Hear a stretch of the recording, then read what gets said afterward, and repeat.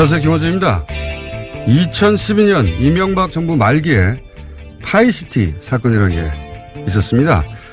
대규모 사업 시행권을 두고 로비 과정에서 MB 측근들이 연루됐던 사건인데요. 당시 시행사 대표 이정배 씨로부터 이팔성 을은행 금융지주 회장과 최시중, 박영준 전 차관 등 MB 최측근들에게 뇌물이 제공됐고 이명박 전 대통령 역시 연루됐을 정황이 있었음에도 사건은 최시중, 박영준 선에서 마무리됐었죠.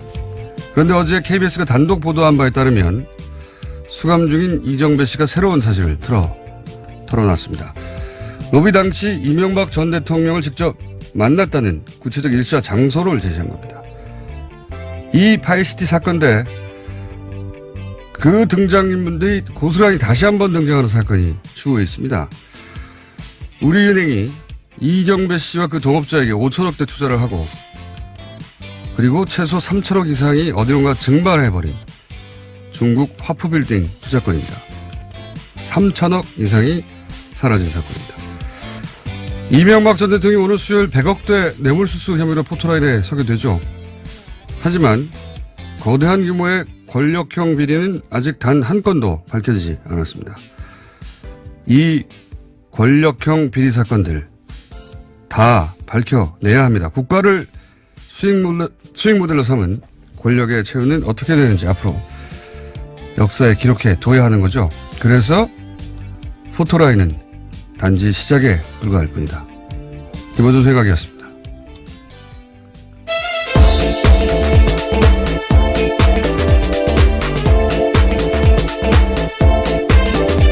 시사인의 김은지입니다. 네. 이 파이시티 사건 진짜 오래된 거거든요. 네, 그렇죠. 갑자기 뜬금없이 어제 KBS의 단독으로 이야기가 나왔어요. 예. 네, 당사자가 입을 열었기 때문인데요. 예. 예, 이정배 씨라고. 이 파이시티 사건은 워낙 오래돼서 기억이 가물가물하실 텐데 원래 이명박 전 대통령 서울시장 임기 말에 이게 결정된 거예요. 네, 예. 2006년 정도였던 걸로 기억하는데요. 12년 전인 거죠. 예, 예. 예. 그때 이명박 전 대통령이 서울시장 임기 종료 50일 전쯤에 이 사업이 확정되고 그러니까 여기 연루됐던 사람들은 이름이 거론됐던 사람들은 이걸 확정할 수 있는 사람들이 아니에요. 그걸 할 수 있었던 사람은 유일히 이명박 전 대통령이 서울시장일 때 서울시장 권한으로 하는 거였거든요. 그래서 당연히 이명박 전 대통령까지 그 로비가 이루어졌어야 이게 말이 되는 건데 근데 이 사건이 불거진 건 또 이명박 전 대통령 때입니다. 네, 그렇죠. 예. 임기 시절인데요. 이명박 서울시장 시절에 벌어진 일이 이명박 대통령 때 불거져서 당시 이제 그 최시중 전 방통위원장 박영준 전 차관까지는 갔는데 왜냐하면 진술이 있으니까요. 네, 실제로 실형을 살았습니다. 2년 6개월형을 선고받았었는데요. 그런데 그때 사건이 그 정도에서 덮였어요. 현직 대통령이기도 했고. 그리고 다시 이제 이정배 씨 진술이 지금 6년이 지나서 그로부터 이정배 씨 본인도 이 사건으로 이제 10년 형이가 받았어요, 거의. 그래서 지금 현재 감옥에 있는데, 여기서 주목할 것은 이명박 전 대통령을 직접 만났다. 당시에 돈 줄 때. 그리고 그 등장했던 이름 중에 이팔성 우리은행, 예, 금융지주 회장이 있습니다. 이분도 지금 현재는 22억을 이명박 전 대통령이 줬다고 해서. 네, 그렇죠. 문건이 나와서요. 그 관련된 비망록도 있다라고 합니다. 그런데 이분이 최근에 저희 뉴스용장에 다시 한번 등장했었거든요. 지난주에. 예, 중국의 건물 투자건인데 그게 규모가 5천억 되고 최소 3천억이 사라졌어요. 예. 지금 이명박 전 대통령이 100억대 혐의로 포토라인에 섰는데 요거 한 건만 해도 3천억대입니다. 예.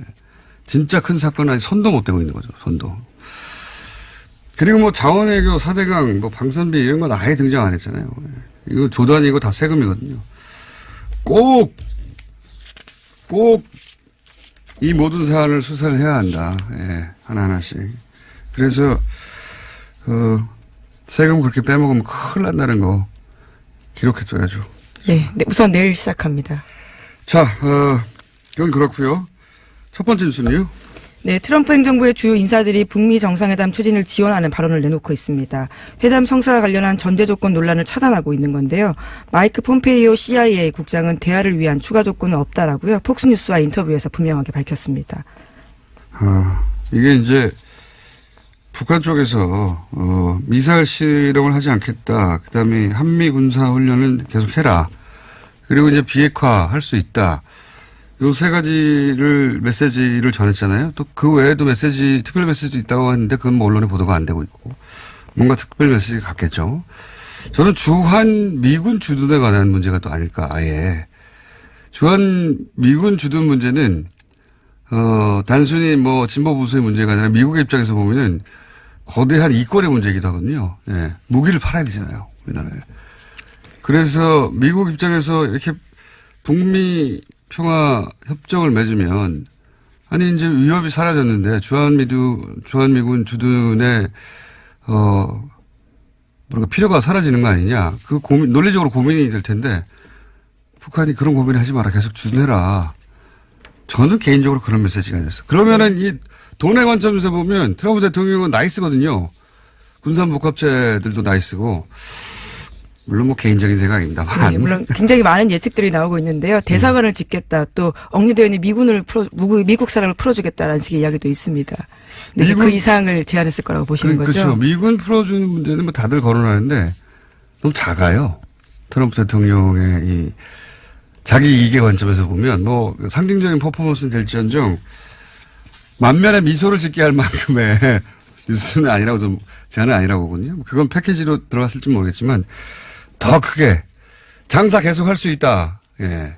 한반도에서 무기 이 제안이 가지 않았을까. 좀 개인적인 생각입니다. 어쨌든 이런 조건들에서 이제 그 미국의 극우 언론이라고 불리는 폭스에서 질문을 한 거죠. 도대체 조건이 뭐냐? 전제 조건이 있느냐? 근데 이제 이 이상의 전제 조건은 없다고 그런 거죠? 네, 그렇게 밝힌 거고요. 뿐만 아니라 다른 강요들도 이야기를 했습니다. 재무장관도 MBC 방송에 나와서요. 그런 비슷한 이야기들을 했고요. 또 라스샤 백악관 부대변인도 그 외에 추가적 조건은 규정된 것이 없다라고도 밝혔습니다. 이게 말이죠. 굉장히 희한한 데자뷰 같은 게 느껴져요. 이게 이제 우리 정부가 이 지금 북한 문제를 풀기 위해서 이를 진척시키다가 보수 언론으로부터 받는 공격을 갑자기 트럼프 백악관이 받고 있는 거거든요. 네, 굉장히 앞장서서 지금 방어하고 있는 입장인데요. 그러니까요. 트럼프 대통령이 막 여러 가지 얘기하고 그러니까 그리고 뭐 연설할 때 김정은 나올 때 막 야유하고 그러니까 그러면 안 된다고 지금. 트럼프 본인의 이익과 이 북미 정상회담의 성사가 일치한다고 보는 게 확실하고요. 지금 트럼프 대통령이 보니까. 그리고 본인이 이거 일치한다고 생각하는 한 북미 정상회담 성사 가능성이 대단히 높다. 예. 그렇게 보입니다. 지금, 우리 정부가 보이는 태도를, 예, 트럼프 대통령이 보이고 있어요. 이건 정말 놀라운 일입니다. 예. 그리고 북한 정권을 그러면 교체하지 않을 거란 말이냐. 왜냐하면 미국에서는 계속 레짐 체인지. 예, 오랫동안 나왔던 이야기죠. 예. 오랫동안 북한의 정권을 교체하겠다는 얘기를 했거든요. 근데 지금은 그 CIA 폼페이 국장도 그런 얘기 계속 해왔는데, 그러지 않겠다라고 지금. 네, 그렇죠. 거기에 대한 질문이 있었는데요. 그에 대해서 그렇지 않겠다라고 대답했습니다. 그 놀라운 변화입니다, 현재. 예. 북한이 원하는 건 이거거든요. 그게 뭐 공산주의든 자본주의든 삼인주의든 북한이 원하는 건 김정은 체제가 보장받기를 원하는 거잖아요. 예. 자기들 체제만 유지되면 뭐 지금 시장도 개방하겠다는 거고. 여하간 지금 트럼프 행정부가 기본적으로 과거에 문재인 정부가 받던 공격을 받고 있고 문재인 정부가 하던 방어를 스스로 하고 있다는 거. 어떤 측면에서 굉장히 북한과 가까운 이야기들을 하고 있는 거죠. 맞습니다. 북한이 원하는 것들을 트럼프 행정부 고위인사들의 입으로 지금 미국 국민들이 듣고 있는 중입니다. 예. 참 이런 날이 오네요. 예. 그런 뉴스들이 있고요. 예. 다음 뉴스는요. 네, 어제 정우영 국가안보실장이 시진핑 중국 국가주석을 만났습니다. 현재 중국은 최대 정치 행사인 양회가 진행되고 있는데요. 그 기간 동안에 외국 사절을 만나지 않던 관례를 깨고요. 정 실장을 접견한 겁니다. 시 주석은 중국은 한국에 가까운 이웃으로서 남북 관계가 개선되고 화해 협력이 일관되게 추진되는 점을 적극 지지한다라고 밝혔습니다. 정 실장은 또 오늘은 러시아를 방문할 계획입니다. 참 어제도 잠깐 얘기했지만 한국 중심의 다자 외교를 처음으로 하는 겁니다. 예, 다자 외교 판에 우리가 낀 적은 있어도 우리가 여기저기 돌아다니면서 빨리 당신들도 끼라고 다 잘 돌아가고 적극적으로 이야기하고 있는 거죠. 처음이죠. 이게 이제 시진핑 국가주석이 이 양회할 때는 외국 사절 안 만나고 국내에서 가장 중요한 행사이기 때문에. 근데 이제 만났다는 거는 생각해보시면 작년 전 세계에서 그 소위 유명자한 언론들의 외신 탑은 북한 문제였어요. 항상 북핵 문제. 왜냐하면 트럼프하고 김정은하고의 설전은 전 세계적인 그렇죠. 말폭탄을 주고받았었는데요. 화제였고 거의 이 전 세계적인 관점에서 지구 온난화 같은 이 글로벌 이슈였거든요. 이거 왜냐하면은 핵 전쟁이 일어날 가능성이 가장 높은 지역. 게다가 그 말폭탄이 전 세계에서 가장 강력한 힘을 가진 미국 대통령하고 전 세계에서 가장 예측 불허한다는 북한 사이에서 벌어지고 생중계됐잖아요. 네, 그런 불안감이 굉장히 고조됐었습니다. 저희도 그런 뉴스 많이 전해드렸었는데요. 물론 전쟁 안 난다라는 취지였지만요. 그러니까요. 근데 이제 제3국에서 보면 어떻게 될지 모르는 일촉즉발의 상황이었고 이게 글로벌 이슈처럼 다뤄졌어요. 지구온난화처럼 진짜로. 그보다 더 자주 다뤄졌죠. 그래서 이 문제를 푼다고 하는 것은 이 세계적 이슈가 해결되는 관점이라 이 이슈를 들고 이렇게 해결하겠습니다 하고 카드를 내밀면 다들 나오게 돼 있어요. 맞이하게. 예. 시진핑 주석도 튀어나오는 거죠. 예. 한국이 이런 외교적 지위에 오른 건 처음입니다. 그렇습니다. 중국에서 그렇다는 거고. 일본도 갔죠? 네, 서훈 국가원장이 갔는데요. 어제는 고노다로 일본 외무상과 면담했습니다. 고노 외무상은 현재 상황에 이르기까지 경주해온 한국의 노력에 경의를 표한다라고 발표했고요. 또 현 상황은 동아시아의 기적 직전의 상황이다라고 이야기했습니다. 앞으로는 한반도 비핵화 문제 해결을 위해서 한국과 긴밀히 협의하고 공조해 나가겠다라고 하는데요. 오늘은 서 원장이 아베 총리를 만나게 됩니다. 이것도 굉장히 이례적인 상황입니다. 진짜. 일본이 우리 말을 들으려고 기다리고 있고 일본 입장에서는 오로지 그 제재 압박 얘기만 1년 내내 하고 있었거든요. 1년 내내 하다가 우리 보수와 정확히 일치하게 얘기를 해왔어요. 그동안. 그래서 홍준표 대표가 이제 아베 총리를 만나러 가기도 했고 정확히 일치해왔는데 차이가 있다면 지금 일본 보수는 엄청난 속도로 태세 전환을 하고 있어요. 왜냐면은 미국이 태도를 바꾸잖아요. 그렇죠. 트럼프 대통령 발언 전까지만 하더라도요. 그러지 않았습니다. 미국이 태도를 바꾸자 왜 일본은 전혀 모르고 있었냐. 재편 패싱 아니냐는 얘기가 엄청나게 쏟아지고 있고 그동안은 북한 긴장 관계를 통해서 그 지렛대 삼아서 아베 수상이 지지를 유지했다면 이제는 외교도 못한다. 버림받고 혼자 놀고 있다. 이게 지지를 떨어뜨려서 아니다. 우리는 미국과 같이 가고 국제 공제하고 있다고 태세전환을 해야 되는 거예요. 그리고 일본은 항상 미국의 동아시아 전략하고 정확하게 일치하게 자기들 전략을 세워왔거든요. 우리보다 한미동맹 얘기를 더 많이 하는 곳입니다. 거기는. 완전한 일치. 근데 트럼프 대통령이 이제 역대 미국 대통령은 항상 그 선을 유지해 왔어요. 예, 뭐 에치슨 라인 얘기도 있고 오래됐지 않습니까? 이 얘기는. 근데 트럼프 대통령은 그런 거 신경 안 쓰거든요. 네, 그래서 당장 4월 달에 지금 정상회담 하겠다라는 건데요. 예. 그래서 이제 트럼프 대통령이 북한을 만나기 전에 일본 수상이 트럼프 대통령을 만나겠다는 일정을 막 잡고 있는 거예요. 예, 그렇죠. 예. 미일이 만난다라는 겁니다. 예. 그러면서 이제 본인의 뜻대로 트럼프 대통령을 움직이려고 하는 혹은 최소한 그런 노력을 하고 있다는 걸 보여주고 싶어 하는. 그러니까 미국으로부터 버림받는다는 공포가 일본에 있고 그 트럼프 대통령이 북한과 만날 게 거의 확실시 된다고 판단해서 그러니까 일본 국내 언론들을 보면 빨리 적이 올라타야 된다. 이런 분위기가 있어요. 예. 또 아베 총리는 내국 정치에서 굉장히 또 몰려있는 상황이거든요. 그렇죠. 예, 예. 국내 정치 일본에서 상황에서요. 예. 국내 정치 상황에서 굉장히 어렵지 않습니까? 계속해서 자신이 했던 거짓말이 드러나고 있어요. 네, 예. 사학 스캔들 관련해서 관련 공무원이 자살까지 한 정도입니다. 참 어쩌다가 한순간에 이런 지경이 왔는지 모르겠는데 이거 타이밍을 놓치면 안 된다. 천재일류의 기회라는 생각을 더 많이 하게 됩니다. 여하간 구체적으로는 그렇게 돌아가고 있고요. 자, 제가 어제 블랙하우스 녹화 날이라 혀가 더 꼬이네요. 예.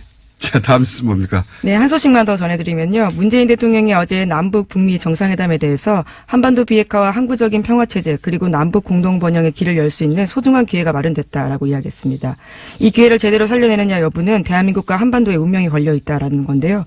지금까지로서는 결과를 낙관하기는 어렵고 과정도 조심스러운 것이 현실이라면서 국민의 지지와 성원만이 예측 불가능한 외부적인 변수들을 이겨내고 회담을 성공적으로 이끄는 힘이 될 거다라고 밝혔습니다. 네. 여기서 한 발만 삐끗하면 모두가 다 틀어지니까 걱정이 많으시겠죠. 자, 다음 순요. 네, 어제 뉴스공장 이후에요. 포털 검색어가 경찰 댓글이라고 있었습니다. 네. 어제 이명박 정부 당시 경찰도 댓글 작업에 동원됐다라는 한겨레신문 보도가 있었는데요. 오늘 연이어서 또 나왔습니다. 이번에는 이명박 정부 당시 경찰이 인터넷 보수단체를 동원한 인터넷 여론조작 대응팀을 구성하려는 사실이 밝혀진 건데요. 한겨레신문에 따르면 경찰이 동원하고자 한 보수단체 회원은 모두 7만 7천여 명이라고 합니다. 이것은 국회 이재정 의원실이 입수한 문건에 나온 내용이기도 합니다. 이거 지금 정말 상상을 초월하는 겁니다. 예. 사실은 그 시발단 의혹을 제기했을 때 이 의혹도 함께 있었어요. 근데 말을 할 수가 없었던 게 구체적인 이런 문건이 없었기 때문에 그 시발단만 하더라도 사무실을 저희가 찾아냈었거든요. 급습을 또 예. 했었죠. 급습을 한 것은 KBS. 예, 선관위랑 KBS가 같이 했죠. 예. 네. 그 사무실을 찾아낸 건 저희입니다, 사실은. 그렇게 제보를 그쪽에다 한 것이지. 여기는 문건을 찾아낼 수가 없어요. 근데 지금 처음으로 문건이 나온 겁니다. 근데 당시 규모가, 왜냐면 그리고 음모론이라는 비판을 하도 많이 받아가지고 뭐를 특정하고 얘기를 해야 하는데 지금 이제 드디어 문건이 나왔는데 이게 어마어마한 겁니다. 경찰 내부에서 88명, 보안요원 1860명, 보수단체 회원 7만 명. 네, 그렇죠. 네. 정말 많습니다. 이게 이제 만약에 그때 이런 얘기 했으면 또 오늘 엄청 먹었겠죠, 제가. 근데 이게 이성적 합리적 추론을 넘어서는 거예요. 생각해 보십시오. 경찰이 나서가지고 지금 그 경찰 조직이 뭐 한 2,000명 가까이 그리고 보수단체 회원 7만 명 가까이 동원해서 댓글 공작을 하겠다는 상상을 어떻게 정상적으로 할 수 있어요. 그런 문건이 나온 거예요, 이게. 네, 계획도 3단계로 나눠서요. 사전 대응이 필요한 단계, 여론 확산이 필요한 단계, 또 광범위하게 확산됐을 때를 나눠서 어떻게 대응해야 될지 다 나와 있습니다. 자, 이거 엄청난 일입니다. 이 사안은 저희가 잠시 후에 이철희 의원하고 또 한번 짚어볼 예정이고요. 내용을 보면 뭐 MBC도 보도했는데 엄청난 내용이거든요. 복사해서 퍼날라라 뭐 이런 얘기 구체적으로 읽고 보면. 네, 또 차명 아이디 또 네. 만들라고 하고요. 면대면 구두 지시로 반드시 해라라는 내용도 있습니다. 그러니까 은폐하기 위해서 스스로 문제된다는 걸 네. 알고 있다라는 거죠. 경찰이 보수단체 회원 7만 명을 동원할 계획을 세울 정도예요. 그러니까 포털에 제가 최근에 매크로가 돌고 있는 것 같다. 댓글보다 다시 나타나고 있는 것 같다. 아무리 얘기해도 주류 미디어는 다루질 않는데 그러면 안 됩니다. 제 오랜 경험과 봐온 근거를 가지고 하는 얘기, 이런 일이 있어요, 지금도. 누가 하는 건지는 모를 뿐. 자, 시간이 거의 다 돼가지고요. 한두 개 정도 짚고 넘어가야 될 것 같습니다. 네, 파이시티 인허가 비리 아까 말씀하신 바가 있는데요. 짧게 말씀드리면 이에 대해서 사건에 연루됐던 이정배 씨가 과거에는 이명박 전 대통령이 연루된 바 없다라고 이야기했는데요. 자기 말을 뒤집고 함께 식사를 했고요. 어떻게 만났는지 구체적으로 이야기했습니다. 알겠습니다. MBC에서 보도했고요. 네, KBS에서 보도했습니다. 이건 KBS 보도고요. 그리고 정동기 MB 이명박 전 대통령의 변호인이죠. 정동기 변호사가 수임 안 된다고 변협이 결정했죠. 예, 대한변협이 그렇게 유권 해석을 해서요. 어제 수임계에서는요. 정 변호사가 이름을 빼고 냈습니다. 이게 진짜 말이 안 되는 거군요. 정동기 변호사는 2007년 대선 후보, 이명박 전 대통령이 대선 후보였던 당시에 이명박 전 대통령을 수사했던 대검 차장이었어요. 네, BBK와 도곡동 땅 의혹 사건 관련해서 무혐의 처분한 바가 있습니다. 그렇죠. 해결해 준 당사자죠. 하지만 당시 검찰에 있을 때 수사 정보들을 직접 다뤘던 사람 아닙니까? 어떻게 여기서 변호인으로 나설 수가 있어요. 검찰 일대 취득한 정보들인데. 네, 변호사법에 실제로 그런 내용들이 있는데요. 변호사는 공무원일 때 본인이 직무상 취급한 내용들에 대해서는요, 수임할 수 없다라고 되어 있습니다. 예, 한 가지만 더 하고 넘어가야 될 것 같아요. 굉장히 재미있는 뉴스라. 예, 정의당 의원들이 민주평화당이 제안한 공동 원내 교섭단체 구성을 추진하기로 의견을 모았습니다. 의원단의 결정은 어제 당 지도부와 의원들로 구성된 상무위원회를 거친 다음에요. 오는 17일에 결정되게 됩니다. 이게 얼마나 이례적인 조합인지 그 이전에는 상상하지 못한 조합인지는 박지원 전 대표와 노회찬 대표가 같이 간다 생각해 보십시오. 두 분의 그림을. 예. 물론 두 분 다 파이터이긴 한데 그전엔 상상할 수 없었던 그림이죠. 예. 그런 실험이 시작된다. 대단히 흥미로운 실험이라고 봅니다. 자, 오늘 여기까지 하겠습니다. 시사인의 김은지였습니다. 감사합니다. 이명박 정부 시절 군, 국정원에 이어서 경찰이 댓글 활동을 했다. 예. 어제부터 터져 나온 뉴스죠. 더불어민주당 이철희 의원 스튜디오에 나와 계십니다. 안녕하십니까? 네, 안녕하십니까? 큰 건입니다. 예.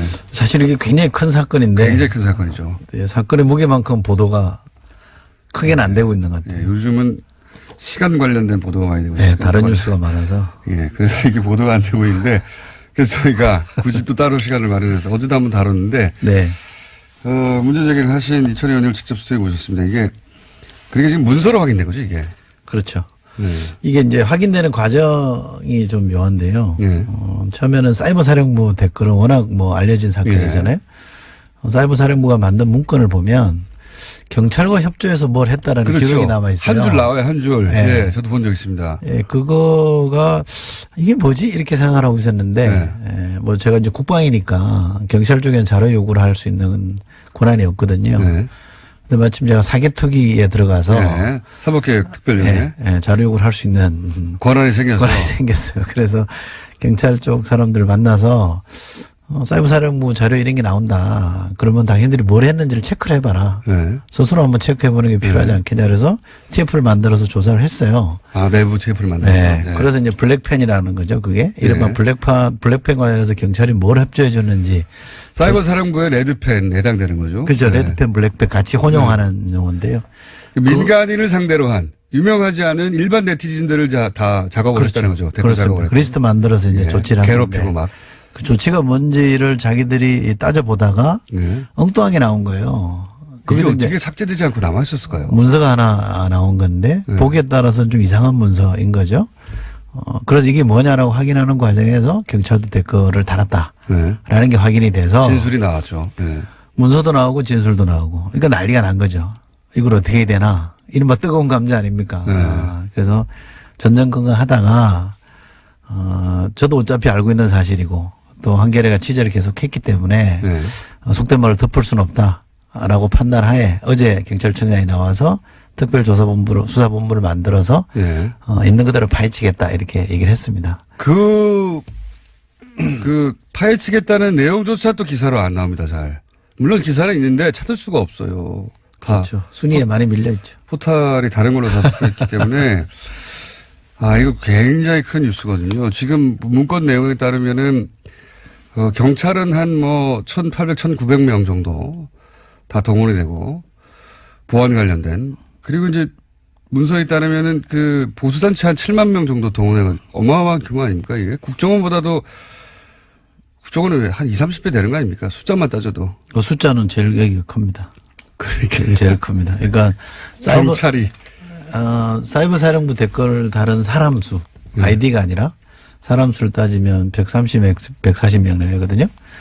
기무사에서 댓글 작업한 사람들을 연인으로 따지니까 한 500명 가까이 돼요. 예. 훨씬 크죠. 예. 근데 여기는 지금 숫자가 경찰 숫자만 따져도 거의 2,000명이 육박하는 예. 거고 나머지 지금 말씀하신 대로 이른바 인터넷 보수단체라고 그네들이 표현하는 것에 예. 의하면 7만 명이 넘잖아요. 그럼 8만 명 가까이 되는 거라 규모가 제일 크죠. 근데 실제로 그 당시에 여기 수사대장 하셨던 분은 계획만 그랬지 실제 동원은 안 했다 이렇게 얘기하고 있습니다. 그렇게 얘기하겠죠. 네. 자기 혼자 있답니까? 7만 명이 다 동원되지 않았을지는 또 모르겠습니다만 적어도 그런 계획을 세웠던 것이고 그 일부는 실행이 됐으니까 여기서 실제 그런 일이 있었다고 손들고 나온 거 아닙니까? 일부가. 이 보수단체를 움직이는 거는요. 기무사 문건에도 나옵니다. 네. 기무사도 내부 문건, 이 뭐 재보궐선거 개입하거나 정치 관련 조언을 대통령이나 장관에게 할 때 보면 외곽단체라고 해서 이제 그렇죠. 보수단체에 동원하는 것이 아주 구체적으로 나옵니다. 또 이 대학생단체 동원하는 얘기도 나오고 그래서 네. 경찰만 그런 건 아니에요. 사실은 이명박 정부 박근혜 정부 때는 이런 뭐 보수단체를 어떻게 활용할 거냐라는 게 정권 차원에서는 굉장히 중요한 하나의 어젠다였던 것 같아요. 보수단체도 아닌 거죠. 이게 리스트를 보면 좀 그렇죠. 네, 이게 네. 보수단체가 아니라 그냥 프락치 그룹이었던 거예요. 기본적으로. 예. 용팔이 그룹이었다고 봐야 되는 거죠. 그중에 실제 보수적 가치를 표명하는 곳이구나 생각해서 참여하신 분도 있겠죠. 네. 근데 애초에 만들어지고 운영되는 목적 자체가 그게 아니었던 게 여실히 드러나는 거 아닙니까? 네, 그렇죠. 아니, 보수단체가 경찰에 와서 댓글 달라고 해서 답니까? 그게 말도 안 되는 건데. 근데 이게 이제 조금 이면을 들여다보면 만약에 우리가 보수단체를 동원한다 그러면 그게 뭐 계획상 동원이든 뭐든 간에 만 실행을 옮기려면 공짜로는 안 되잖아요. 경찰에 무슨 돈이 있습니까? 근데. 그러니까요. 이게 또 풀려야 될 미스터리입니다. 그렇죠. 만약에 동원했다면 예. 어떤 수단을 동원해서 만약 했느냐. 그게 만약 돈이라면 그 돈은 어디서 나왔느냐. 이런 게 또 따져야 됩니다.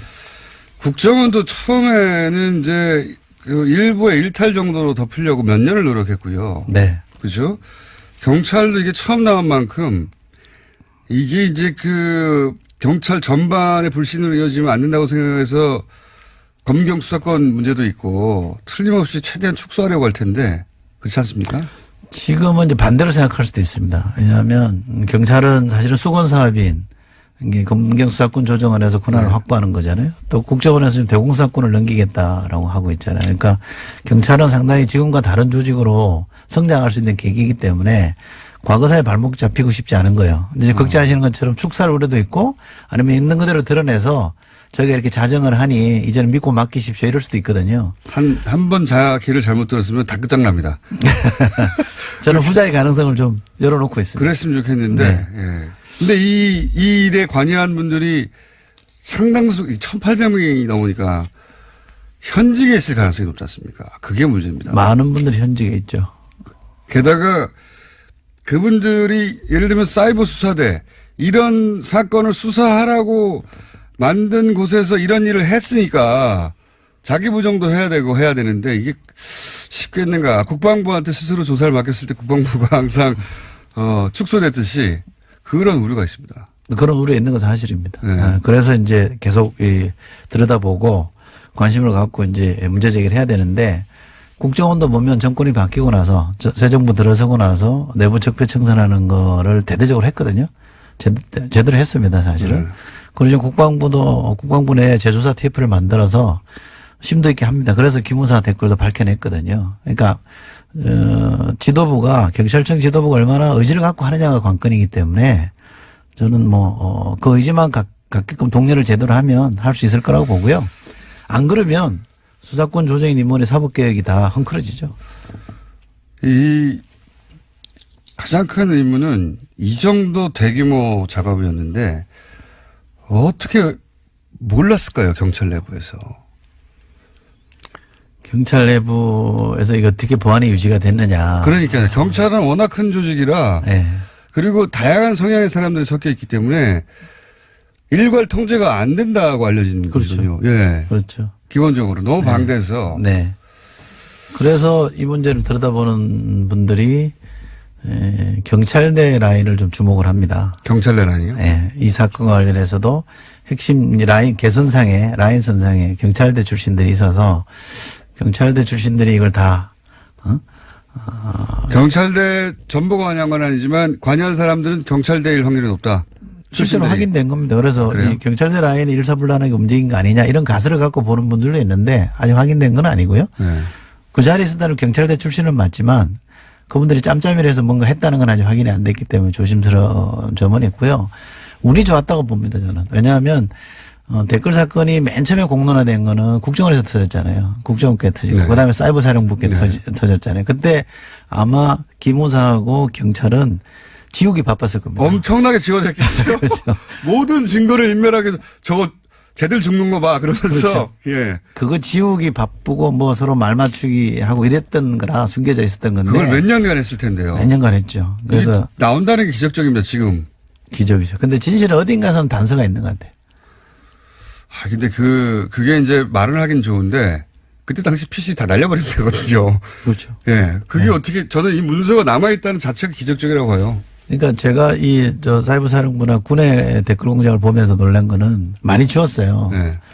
근데 엉뚱한 데 남아있어요. 예를 들면 청와대가 회의를 소집해서 군수를 타워 역할을 했거든요. 청와대 회의록은 없어요. 근데 회의 갔다 온 사람들이 자기 부대장한테 보고한 문서가 남아있어요. 그 본인들이 예상했던 곳이 아닌 곳에서 튀어나온다. 그렇죠. 예. 네.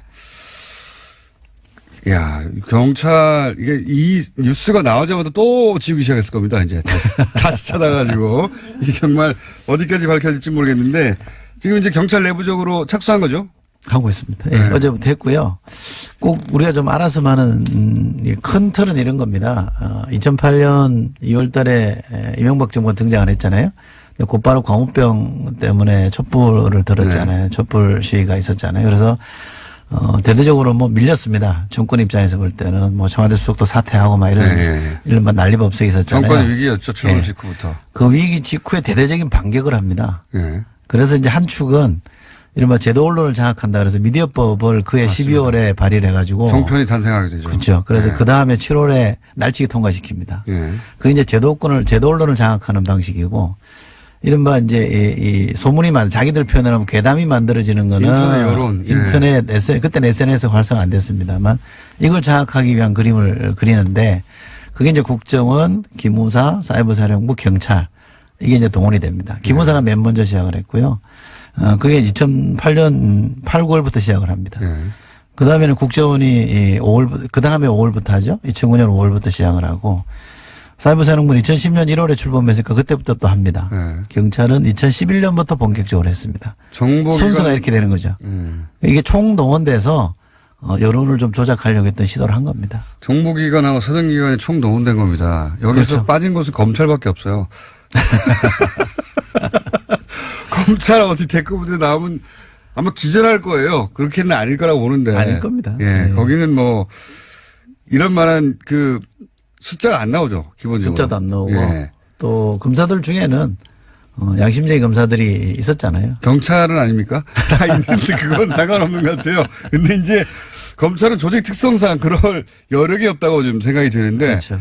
하도 다 나오니까요. 예. 네. 검찰 하나 빠진 거예요, 지금. 지금 그렇습니다. 정보와 사정을 하는 것을 따져보자면 그 모든 조직이 총망라됐는데 검찰만 빠져 있는 상황이다. 네, 그렇습니다. 그 정도입니다, 지금. 이거는 사실은 뭐 지나간 일을 자꾸 이렇게 파헤치냐 이렇게 문제제기 하실 분도 있을지 모르겠는데 국가기관 이걸 하면 안 됩니다. 절대 안 되죠. 절대 안 되는 겁니다. 저는 경찰이 제일 충격적이에요. 네. 군과 국정원보다. 그래서 이거는 제대로 이렇게 규명을 해서 책임을 물어야 되고요. 제도도 바꿔야 됩니다. 경찰법에 보면 이게 정치 관여 금지라는 게 좀 명시가 안 돼 있습니다. 국정원법에는 그게 돼 있거든요. 구조에. 아예 못하게 막아놨습니다. 경찰도 그거는 차제에 저는 법을 좀 바꿔야 된다고 봅니다. 그건 너무 상식적이라 네. 아예 안 넣겠죠. 아니 시위하고 있는데 거기 가서 같이 뛸 수도 없고요. 본인들이 동의한다고 해서. 상식적인 안일을 했으니까 이제는 제도적 장치를 만들어야죠. 그리고 오신 김에 이제 가시기 전에 시간 다 됐는데 네. 한 가지 부탁드릴 것은 당시에 경찰의 사이버 수사대가 이 일의 주축이었다면 그때 당시 이 시점 2011년 10년 12년 사이에 벌어졌던 그 선관위 디도스 사건이라든가 농협 해킹 사건들도 이상한 결말을 맞이했지 않습니까? 당시에 농협은 쓸데없이 북한이 해킹을 했다는 거 아닙니까? 네. 예. 그리고 당시 그 선관위 디도스도 말단 직원들 몇 명이 했다는 거 아닙니까? 그거 다시 들여다봐야 된다. 다시 들여다볼 게 많습니다. 이 사이버 수사대는 보안국에 있었는데요. 보안국장인 김용판이라고 그러니까 익숙하신 분이고요. 예. 여기 계시다가 서울 경찰청장으로 영전했습니다. 그리고 2012년 대선 사흘 전에 국정원 댓글은 없었다라고 확인시켜주는 심야 기자회견을 했던 분이죠. 경찰에서 댓글 공작하던 대장이 국정원 댓글 공작 없다고 말한 거 아닙니까? 그렇죠. 자기들이 댓글 공작 하고 있을 때 이게 말도 안 되는 코미디 같은 일이 그때 있었던 거예요. 정말 참 요거 네. 앞으로도 계속 진행될 테니까 꼭 챙겨주시고요. 저희도 그때마다 모시겠습니다. 알겠습니다. 지금까지 이철희 의원이었습니다. 감사합니다. 고맙습니다. 미투가 정치권을 강타하고 있습니다. 안희정 지사 사건 이후. 이 문제에 있어서 개별 사건이 아니라 전체적으로 미투는 어떻게 규정해야 되는가 하는 질문 하는 사람들이 요즘 늘어나고 있습니다. 네. 해서, 여성 정치인, 남성을 부르면 큰일 나기 때문에 요즘은 최민희 민주당 디지털 소통위원장 스튜디오에 모셨습니다. 네. 안녕하십니까. 네. 어려운 주제에 나오셨어요. 근데 이건 남성들이 아무리 얘기를 해봐야, 예. 좋은 뜻으로 얘기해도, 예. 또는 사실 맞는 말을 해도 여성분들이 재수없다고 하는 경우를 봤어요. 자기들이 뭘 한다고, 예. 누가 더, 이 문제에 있어서 여성을 더 위하는가라는 식으로 말하는 것도 듣기 싫다. 그런 정도까지 제가, 여성들이 그동안 이런 문제에 있어서 일방적인 피해자가 되어왔던 역사가 정말 길구나. 배우고 있어요, 정말 저도. 그렇구나라고. 그건 그러하고. 근데 이제 최근에 다종다양한 종류의 다양한 레이어의 미투가 나오지 않습니까? 네. 근데 이제 이 고민이 되는 지점은 뭐냐면 제가 이제 이게 미국에서 사실상 시작된 거잖아요. 네. 그래서 미국은 우리보다 앞서 이 일을 겪었으니까 뭐 인간 사회라면 등장하기 마련인 이제 쭉 긴 이야기를 하는 이유가 구구적으로 설명을 안 하면 오해를 받기 때문에 잠깐만 기다려 주십시오. 미국에서 보니까 미투로 인해서 당연히 긍정적인 효과와 또 그로 인한 또 여러 가지 논란도 있긴 있었더라고요. 거기서 가장 먼저 등장했던 논란 중에 하나가 보니까 미투는 어디까지가 미투인가. 네. 이것도 미국에서 엄청난 논란이 됐고 그것이 이제 정리되어 가는 과정. 거기서도 또 페미니스트 진영 내에서도 논란이 또 있고 뭐 이런 과정이 있더라고요. 네. 지금 첫 번째 질문은 미투는 어디까지를 정의해야 하는 건가? 네. 일단 공장장님이 되게 고생을 하신 것 같은데 저는 미투를 지켜보고 저도 사실은 지금까지 오면서 이런저런 성희롱이나 이런 거를 지켜보기도 하고 받아봤겠죠. 그러니까 네. 저는 90%의 여성이 성추행을 경험한다는 김여진 씨의 말이 나왔을 때 제 가까이 있는 사람들도 다 그 얘기를 해요. 네. 이거는 남자들이 이해할 수가 없다.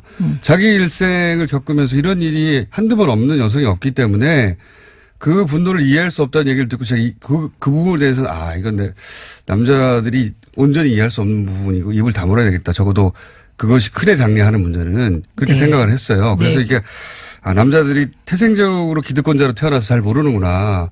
우리나라는 더 그렇죠. 네. 그런데 우선 제가 드리려고 했던 말은 이 미투나 성추행 사건이나 성폭력 사건이 터졌을 때 그리고 그에 대해서 발언을 할 때 그 발언에 대한 오독이 참 많은 것 같답니다. 네. 그러니까 공장장이 얘기했던 미투를 정치적으로 이용하려는 사람들이 있고 그게 복잡한 결과를 낳을 수 있다는 것은 저는 뭐 맞는 말이라고 생각합니다. 그게 많이 오독된 것 같아요. 네. 그래서 근데 막 오독될 만한 상황이 있다는 것도 제가 이해했어요. 예. 그렇죠. 예. 그래서 그 상황만 이해하면 표현이 좀 달라질 것 같습니다. 그러나 네. 근본적인 취지를 이해하는 사람도 많이 있다. 그러니까 좀 위로 받으셔도 되고요.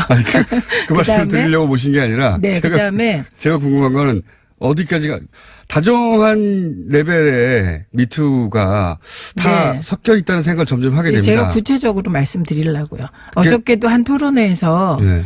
예를 들면 민병두 의원 사건이 미투냐 아니냐를 가지고 토론이 붙은 적이 있습니다. 그래서 우선은 근데 이제 민명도 의원은 자당 소속의 의원이니까 네. 그 얘기를 하기 전에 미국에서는 어떻게 돼 정리가 지금 그 얘기를 하려고. 티라나 버크라는 사람이 미투의 창시자인데요. 아, 그래요? 예. 기준을 한 5개 정도 얘기했습니다. 아, 이미 이런 논란을 거치면서 미투가 이렇게 인식됐으면 좋겠다. 미국에서도 이 논란이 있었어요. 보니까 저 당연히 찾아보니까. 있죠. 있고 예. 근데 첫 번째가 뭐냐면 예. 성별과 무관하다. 첫 번째가 네, 성별과 무관하고 성폭력 피해자들을 드러내고 보호해야 한다. 드러내고 보호해야 된다. 예, 그다음에 두 번째 그러니까 여기는 남성이든 혹은 뭐 나이가 어리든 상관없이 성별과도 무관하고 네. 그다음에 두 두 번째는 번째가 여성 피해자가 많기 때문에 예. 미투를 여성이 주도하는 것은 당연한 일이다. 당연하다. 그러나 남성을 적으로 돌려서는 안 된다. 이게 두 번째고요. 그런 우려를 하게 됩니다. 네. 최근에는. 예. 그다음에 세 번째는 성폭력 피해를 주장하는 사람에게 예. 그 느낌을 강요해서는 안 된다. 그게 어떤 피해 의미냐면? 이게 무슨 말이냐면 예. 지금 아까 이해하지 못한다고 하셨잖아요. 남자들은 잘 이해를 못해요. 그렇죠. 그런데 그게 무식해서 혹은 관심이 없어가 아니라 그 입장에 서본 적이 없어 그래요. 예, 그래서 그까짓 거 갖고 뭘 그래? 예, 그렇죠. 그건 너무 예민하게 느끼는 거 아니야? 그렇죠, 요걸 그렇죠. 얘기하는 겁니다. 아. 예. 그다음에 네 번째는 명망가들의 운동 참여는 부정적이지 않다. 권장한다가 아니고 부정적이지 않다. 예. 이거 왜 이런 말을 했는지 가늠할 수 있을 것 같죠. 명망가들이 참여하게 되면 관심이 딴 데로 갈 수 있다. 그런데 부정적이지는 않다. 이렇게 본 필요한 겁니다. 부분도 있다는 거네요. 그렇죠. 네. 그다음에 요게 이제 중요한 건데 최근에 이게 성폭력 성추행 대책위가 아니라 젠더폭력 대책위 이런 표현이 나오잖아요. 예. 그것이 성폭력 성추행은 젠더폭력에 비해서는 오히려 그 작은 개념일 수 있다고 봤기 때문에 예. 펜스로를 경계해야 한다.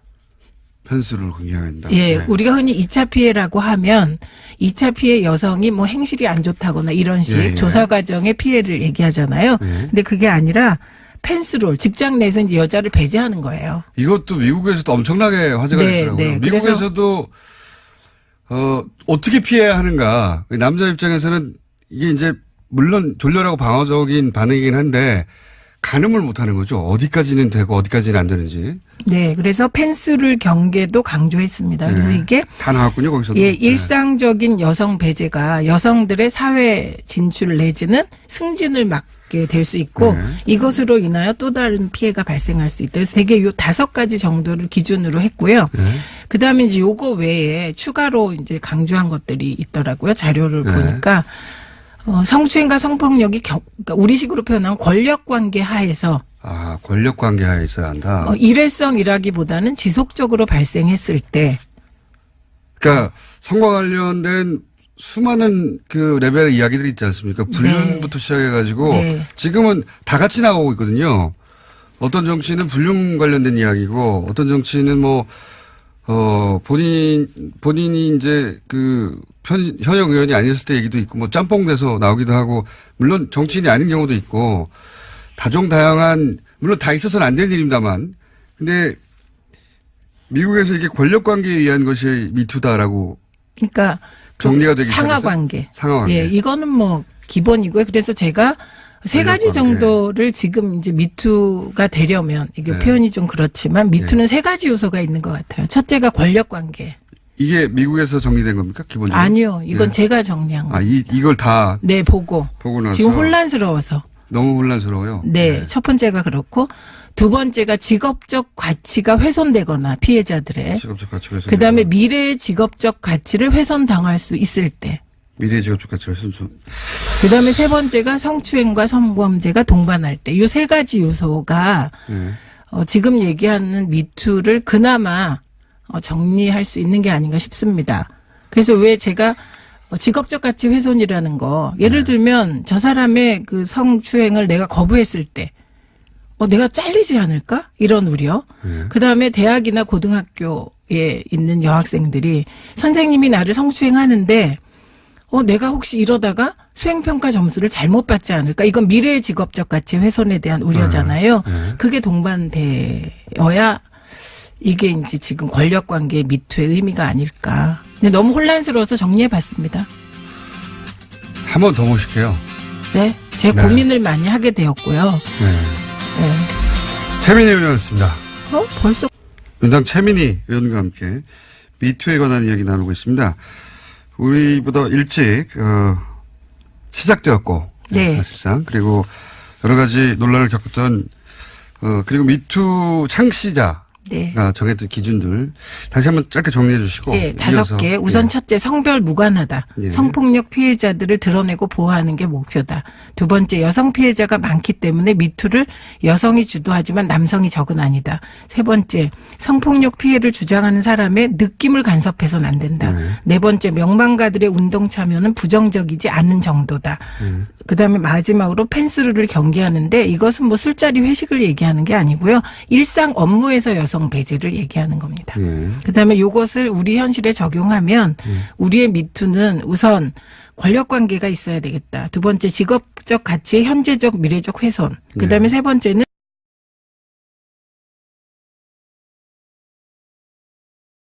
거기서는. 네. 그래서 거기서도 여기까지여야 하는 거 아니냐는 얘기가 있긴 있던데 이제 그걸 정리하신 거죠 지금. 네. 말하자면. 네.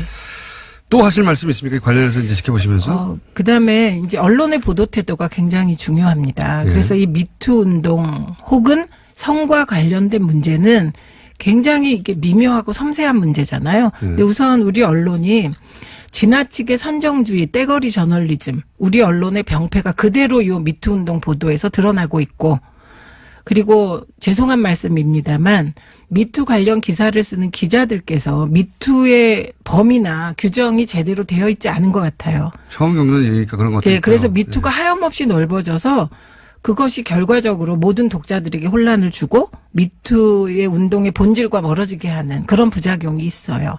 그리고 또 하나는 이게 미투에 지나치게 집중하고 선정적으로 접근하다 보니 우리 사회에 수없이 많은 의제가 있는데 다른 의제들을 다 가로막고 있다. 그러면은 분명히 있고요.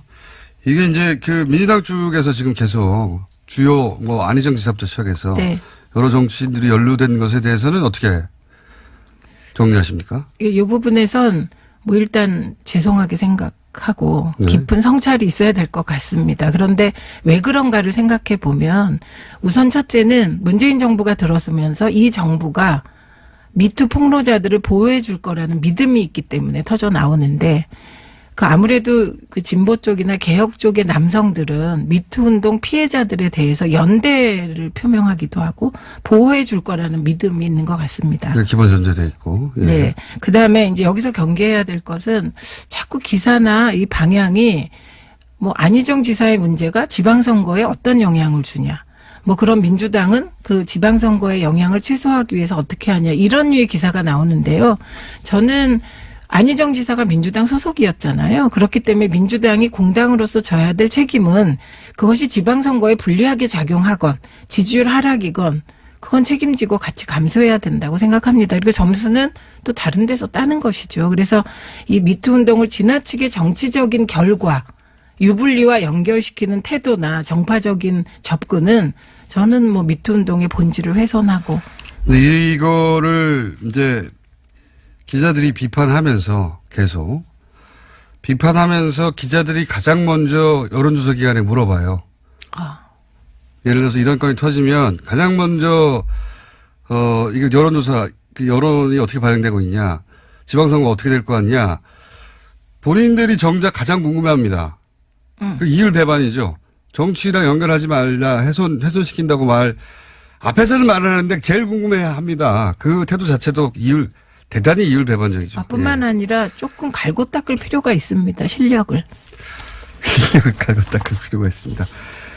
펜스룰에 대한 이야기도 조금만 더 해주십시오. 왜냐하면 오해가 생길 수 있죠. 이제 이게 굉장히 방어적이고 졸렬하고 이게 해결이 안 된다는 거는 남자들도 동의하는데 저도 당연히 이건 말이 안 된다고 생각해요.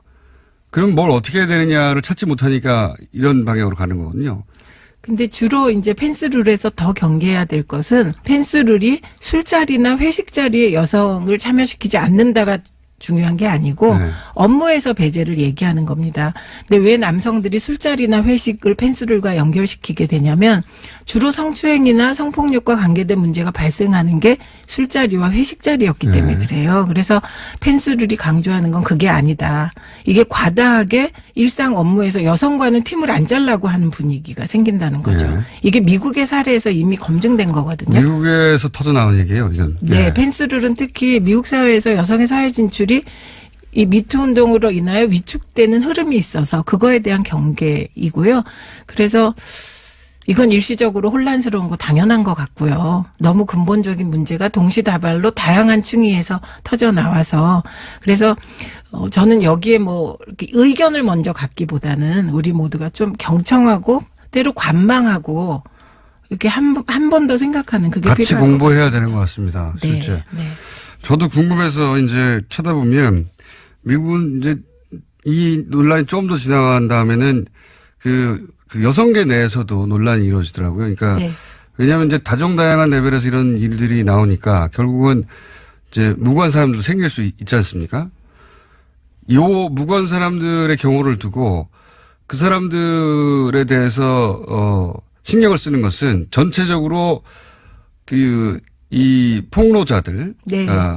위축시켜서 네. 그걸 강조하면 안 된다. 그 희생은 어쩔 수 없다라는 부류와 네.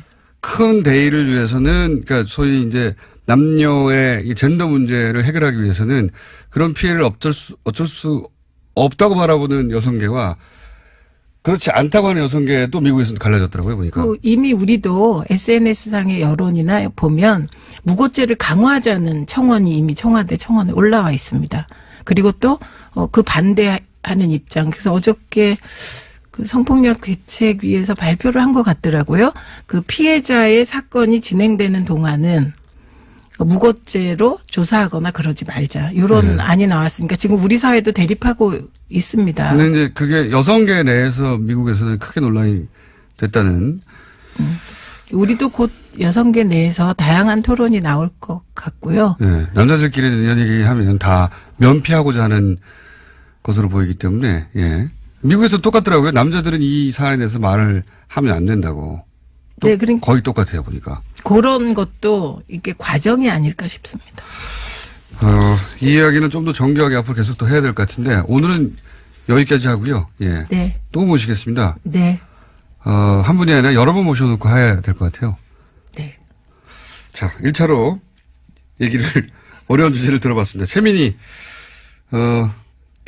현 디지털 소통위원장이었습니다. 감사합니다. 네, 수고하십시오. 네.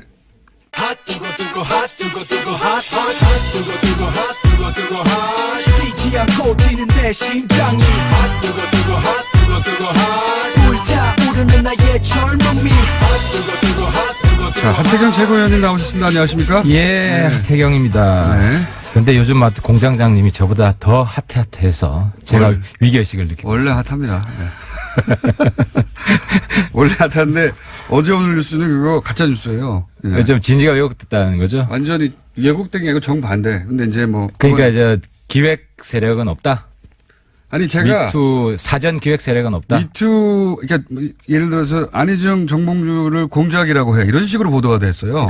그런 말조차 한 적이 없어요. 그러니까 안희정 정봉주는 사전 기획 세력이 없다. 그죠? 그런 말을 한 적이 없어요. 아예. 개인의 그 자기 용기에 의해 나온 미투다. 순수 미투다. 그러니까 그렇죠? 그렇게까지 나가지도 않고 그 말 자체를 하지도 않아서 아예 없다. 아예 그러니까 언론계에 네. 참 이렇게 저게 많은 거죠. 많은 거네요. 네. 아, 예. 그런 말 자체를 하지 않았고 안희정 정봉주까지 참 여기까지가 답니다. 그런 다음에 물어보시니까 그러니까 왜냐하면 저희 지지층에서 불만이 많아가지고 꼭 좀 물어봐 달라. 아니 그거는 방송이 인터넷에 떠 있어요. 떠 그러니까 있어요. 떠 있는데 기사가 텍스트로 나오잖아요. 그 텍스트가 그렇게 왜곡하는 겁니다. 저부터. 그러니까 사후에 이걸 정치적으로 이용하는 사람들은 눈에 보이잖아요. 이건 그래서 눈에 보이는 것이고 그 사람들에 대해서 이걸 예를 들면 공작이라고 할 수는 없죠, 그죠? 아니, 그게- 정치적으로 악용하는 거지. 그게 공작적 마인드라는 겁니다. 아, 제가 마인드, 공작적 마인드. 아니 들어보시면 돼요. 그러니까 공작이라는 단어를 왜 이렇게 좋아해요? 아니 그게 공작이 아니고 뭡니까? 사후에 생각해 그러니까 보십시오. 여기서 공장장님이 이야기하는 공작이라는 개념은 굉장히 폭넓은 개념이다. 이렇게 이해하시면 되겠네요. 정치적으로 예. 상대방이 정치적으로 이용할 사안이 아닌데 그렇죠. 공격에 처했을 때 이용하는 건 다 공작인 거죠. 기본적으로 그런 마인드죠. 근데 그런 의미다. 예, 근데 아니 실제로 구체적으로 방송 내에 근데 실제로 공작적 마인드가 있는 분이 계시거든. 홍모모 씨라고. 누군가 기획했죠. 이렇게 생각하시잖아. 그러니까 그런 게 있으니까 비슷한 유의 이야기가 나오면 국민들은 저게 같은 유다. 이렇게 지금 오해를 받기 딱 좋으니까. 아니죠. 같은 유로 만드는 공작이 또 있는 거죠. 또 있는 거다. 생각해 보십시오. 제가 한 말은 실제로 방송에 그대로 떠 있는 건 그러니까 공장장님은 공작의 희생양이다 지금. 아니죠. 또 한 번 나온 거죠. 제가 싫은 사람들이 있겠죠. 물론 그렇죠. 좋아하는 사람도 있겠죠. 근데 이제 잘 걸렸다 단어가 나오니까 이번에 예를 들어서 구체적도 예를 들어서 자유한국당에서 문재인과 엮을고리를 찾는다. 그런 기사가 나와요. 미투를. 미투를. 네. 요런 거라든지 또는 그건 있죠. 예를 들어서 엮지 않더라도 탁현민 행정관을 끼고 도는 거는 정말 잘못된 거예요. 그러니까 자, 보십시오. 그게 아니라 여기 이때까지 나왔던 등장한 모든 인물을 다 엮어요. 그 사람들을 네, 그거는 그렇게 그런 바보가 한국당에 있을 수 있죠. 있는데 안 통하지 그렇게 하면. 또는 구체적인 사례로 미투하고 세월호하고 엮어요. 그거 신문 기사로 있습니다. 그런 기사들이 어리석은 분이 계실 수가 있는데. 어리석은 분이 아니라 신문 기사로 존재해요. 문제는 전혀 안 통한다는. 제 말은 그런 예를 들잖아요. 그런데 맨 앞에 제가 안희정과 정몽주까지 그런 말을 한 다음에 단어 공작을 붙이는 거예요. 그런 다음에 김어준이 안희정을 공작이라고 했다고 기사를 써버려요. 이게 공작이지 뭡니까? 알겠습니다. 오늘 제가 인터뷰를 사기예요, 하네요. 사기. 오늘 본론. 아니 갑자기 얘기를 꺼내시니까 갑자기 열이 확 올라가지고. 근데 미투도 제가 좀 하고 싶은. 한 가지 더 얘기해 볼까요? 제 이야기 오늘 할게요. 이 주제 적어도 어제 오늘의 기사 관련해서는 제가 할 말이 정말 많아요. 근데 뭐 꺼내시니까. 그러니까 의원님도 신문 기사 나온 거 정리해 오신 거 아닙니까? 제가 직접 보진 않습니다. 예. 근데 그러니까 어제는 프린트를 해오라고 해서 봤는데 약간 오해 소지가 있긴 하더라고요. 아니 이게 보시라니까 신문 기사를 프린트해서 보시지 마시고 신문 기사를 기사 말고 녹취. 아니 녹취도 제대로 안 됐더만 보니까요. 그런가요? 그냥 5분밖에 안 돼. 들어보세요. 정반대예요 완전히. 이쪽 한쪽 당에서 나온다고 하는데 그게 아니라 그 효과를 봐야 된다. 정반대죠? 분명히 잘 꺼내주셨어 아주. 저 혼자는 할 수 없는데 한쪽에서 나온다고 그러니까 하는데 결론만 이야기하면 될 것 같아요. 좀 명쾌하게 이 미투의 공작 세력은 없다. 확인하지 못했다. 그게 더 아니 그 말이 아니죠. 이야기겠죠? 그걸 이용하려는 공작 세력이 그러니까 있다는 사전 거죠. 공작 세력은 확인하지 못했다. 확인하지 못했다. 그지? 그렇게 말씀하시면 또 왜곡되는 겁니다. 그러니까 사실상 없다. 자, 다음에는 방송을 한번 보시고 알겠습니다. 거기에 굉장히 긴 얘기를 했어. 젠더 역사에 대해서 얘기하고 그다음에 JTBC는 칭찬받아야 된다고 했는데 거꾸로 JTBC는 전 잘 모르겠어요. 그건 뭐. 아니 그러니까 제 말은 그 말 한마디를 다 오케이. 다 반대로 해석한 다음에 그 기사를 뿌린 다음에 그걸로 우리 당 대변인이 한마디 했어. 바른미래당에서 저보고 꺼지라는 거 아닙니까? 거꾸로 방송을 듣고 말하세요. 아무튼 제가 그건 우리 당 대변인한테 한마디 할게요. 근데 아무튼 미투에 대해서 내가 곰곰이 생각을 많이 해보고 제 나름대로 어떤 종합된 결론이 있어요. 결론. 네, 그걸 좀 이야기하고 싶습니다, 오늘. 이게 뭐냐면. 조심해서 하십시오. 예. 근데 왜냐하면 이게 우리 좌파 운동권, 저도 좌파 운동권 출신이기 때문에 어떻게 보면. 정확하게 주사파라고 해주십시오. 주사파 포함한 이 운동권이. 아니, 본인이 그 파 출신이었다. 네, 그렇죠. 운동권이 전 솔직히 비주사 NL인데 아무튼 범주사라 하면. 범주사. 이 주사 PD 할 것 없이 이 운동권 세대가요. 이제 이번 미투가 왜 좌파 진영에 집중됐느냐. 첫 번째 원인은 여성들의 인권 의식이 상대적으로 높아요. 민주화 운동, 촛불 운동도 주도했고 그래서 많이 터져 나오고 또 남성들이 연대해 주니까 보호해 주니까 터져 나오고 이것도 맞아요.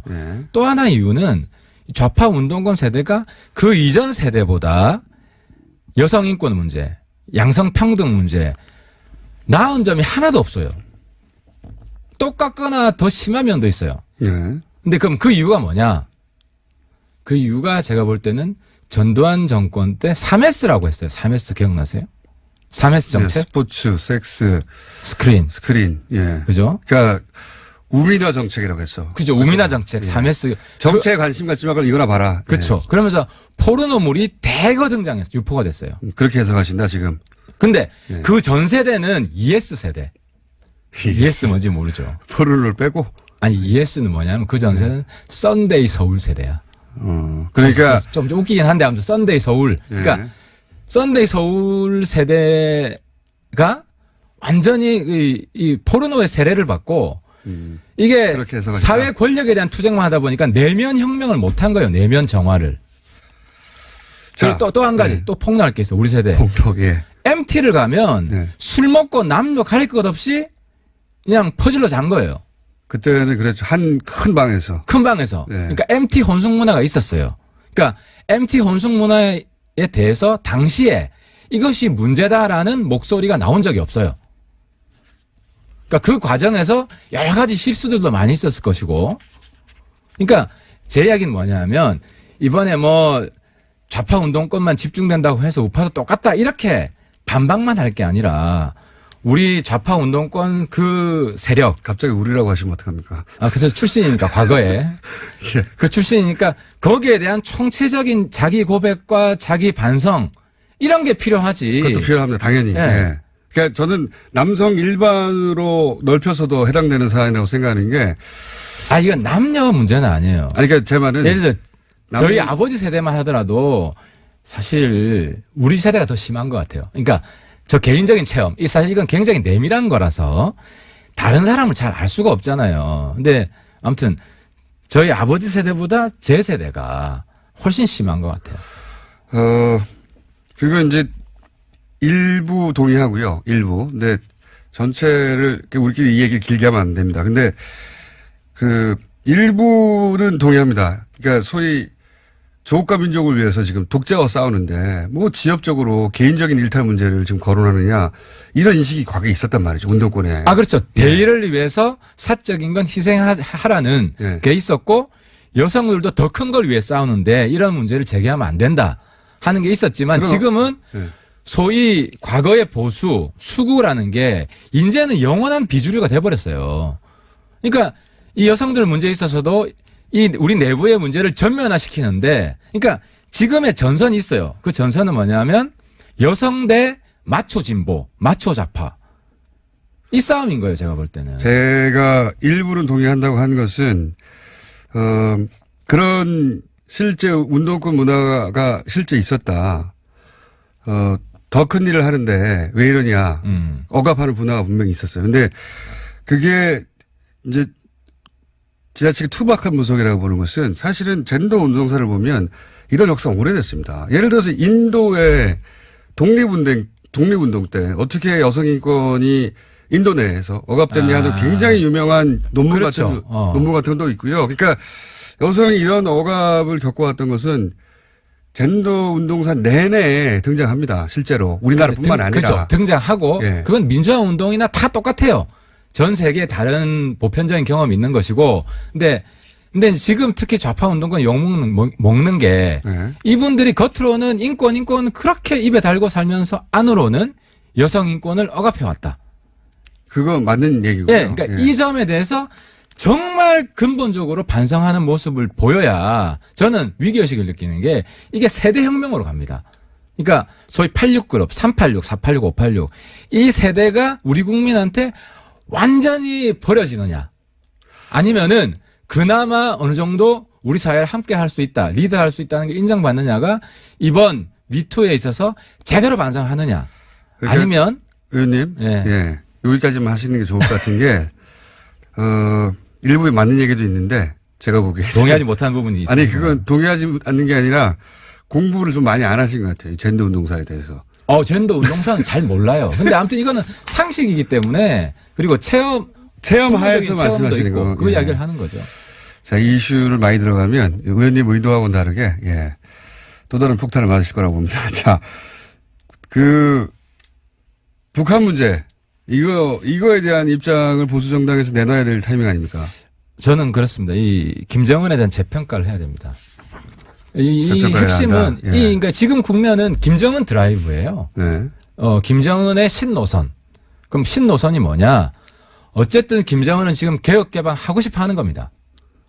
그렇죠. 개혁 개방 하고 싶어 하는 거예요. 그러니까 김정일 때랑 완전히 다른 겁니다. 근데 여기서 어떤 개혁 개방이냐가 중요한데 등소평식 개혁 개방이냐 박정희식 개혁 개방이냐 이 차이는 뭐냐. 중국은 핵무기를 가지고 개혁 개방을 해서 성공을 한 거고 네.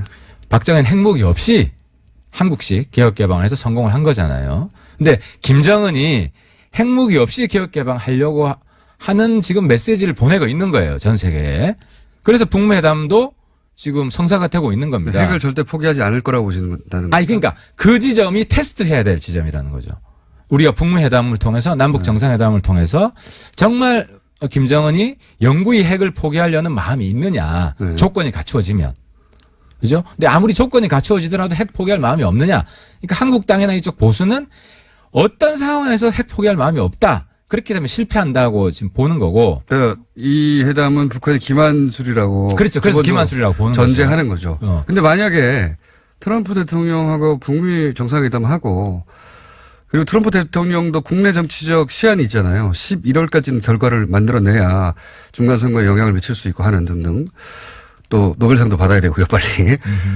그리고 재선도 임해야 되고. 예, 그런 시한이 있고 그리고 트럼프 대통령도 4년 임기 중에 지금 그렇게 되면 2년째가 되는 거란 말이죠, 거의. 그러니까 정치적 이해관계가 맞아서 좋은 성과가 나올 거다 그 말씀. 제 말은 그렇게 해서 실제 비핵화로 가는 구체적인 로드맵이 그려지고 계속 진행된다.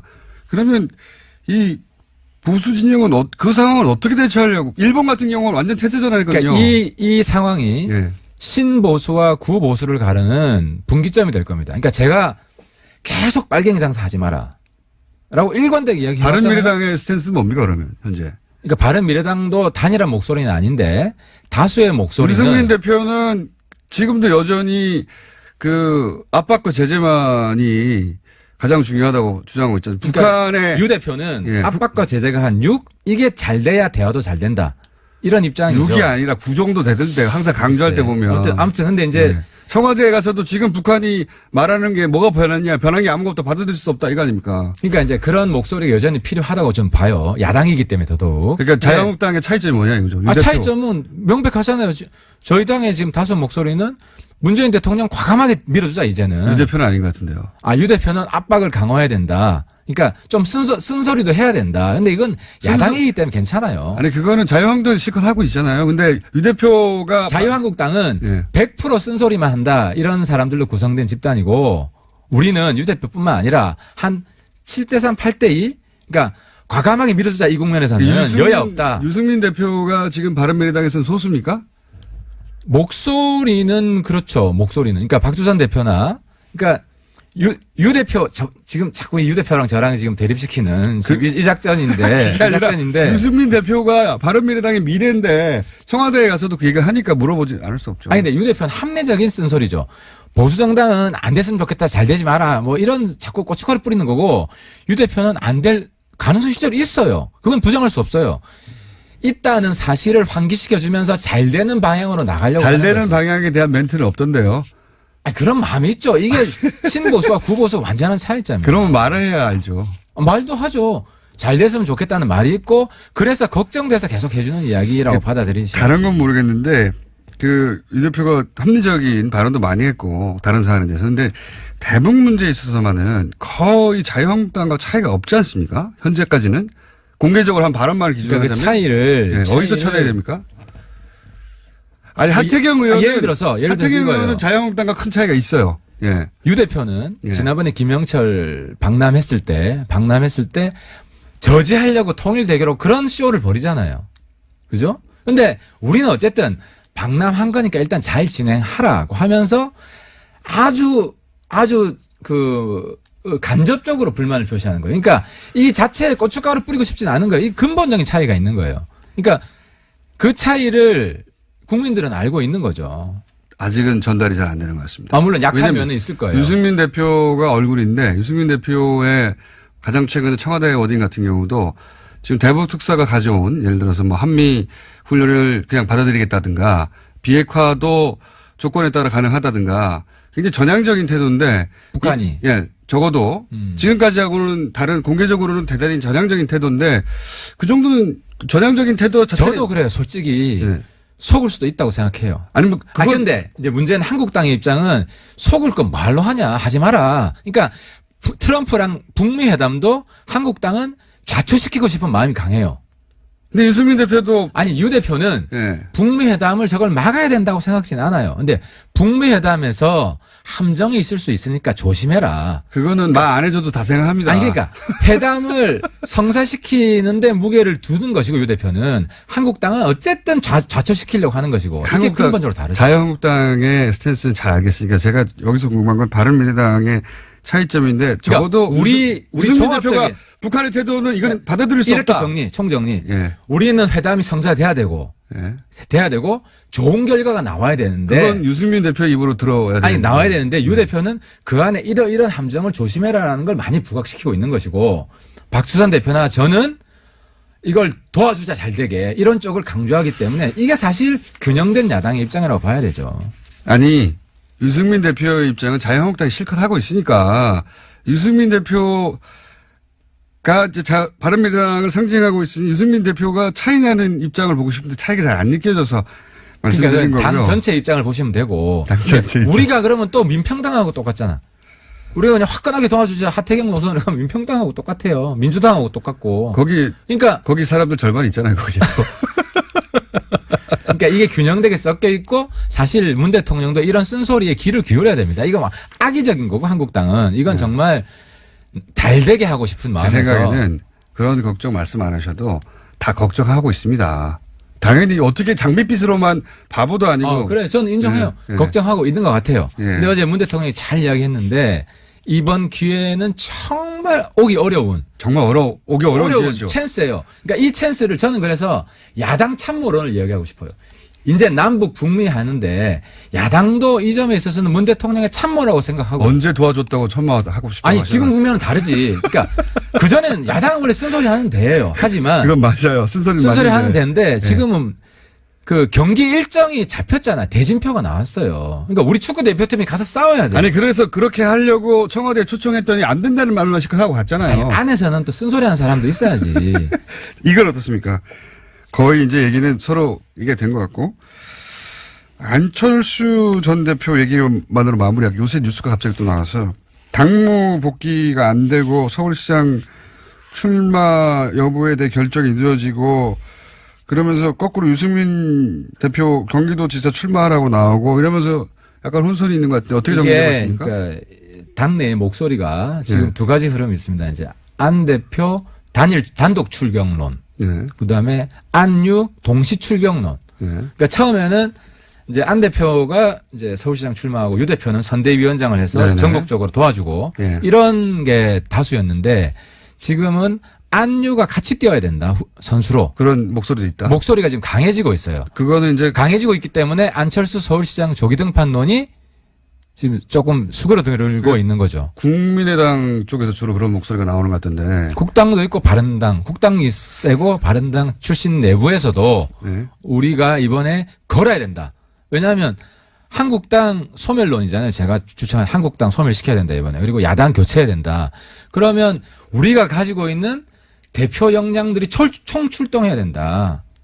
이제 이런 이야기가 힘을 얻고 있기 때문에 안 대표하고 조율할 것이 상대적으로 많아지고 있는 거죠.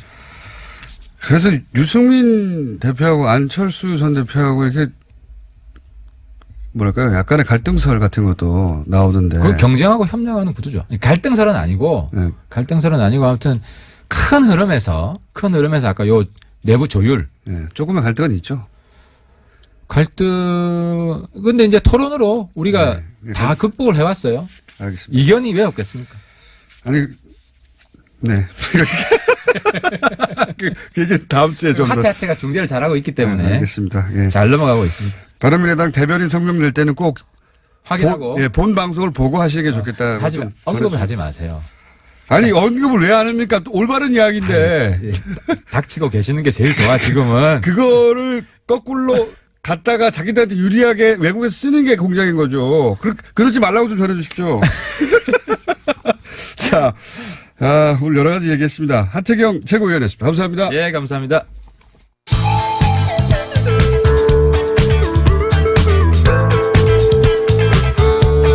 상식이 통하는 세상을 만들고 싶은 시사 요정 김어준입니다. 불친절한 AS. 두 딸, 사위, 손자 모두 트럼프 트위터에서 트럼프 찬양 댓글을 영어로 달고 있습니다. 네, 잘하고 계십니다. 네. 노벨 평화상을 트럼프에게 이렇게 길게 할 필요도 없습니다. 네. 계속해서 트럼프가 미국 내에서 지지를 워낙 못 받고 있기 때문에 한국에서 지지받고 있다는 사실을 알려주는 것이, 예. 그거 없어도 뭐 멘탈이 무너질 사람은 아니긴 합니다만 더 열심히 하지 않겠는가. 공장장이 말을 좀만 줄이면 좋겠다. 네. 그렇게 못하겠습니다. 그렇게 못하겠고요. 아하. 난셈 모치리. 예. 무슨 뜻이냐는, 문자가 참 많이 왔어요. 예. 한번 얘기 드렸는데 다시 한번 말씀드릴게요. 샘 오치리 씨가 있죠? 예. TBS EFM에서 방송을 진행하고 있는데, 샘 오치리. 예. 이분이 아프리카 어떤 국가였죠? 케냐였던가요? 가나였던가요? 예, 케냐가 가나죠, 참. 그 출신의 한국말 굉장히 잘하시는 그분이 난 샘 오칠이 하는 겁니다. 예. 그리고 재밌는 문자가 또 펜스루라에 대한 문자도 많이 왔네요. 남성들이, 여직원 남직원이 아니라 회사 직원 동료로만 보고 모든 발언을 업무적으로 하겠다는 겁니다. 그게 왜 안 되나요? 예. 이거는 따로 한번 저희가 토론을 마련하거나, 예, 개념 정리를 하는 것으로. 자, 그 외에 문자 많습니다만은 오늘 꼭 다시 한번 알려드릴 문자는 이겁니다. 트럼프 트위터에 트럼프 찬양 댓글을 달고 있다. 예. 필요하다고 봅니다. 네. 여기까지 하겠습니다.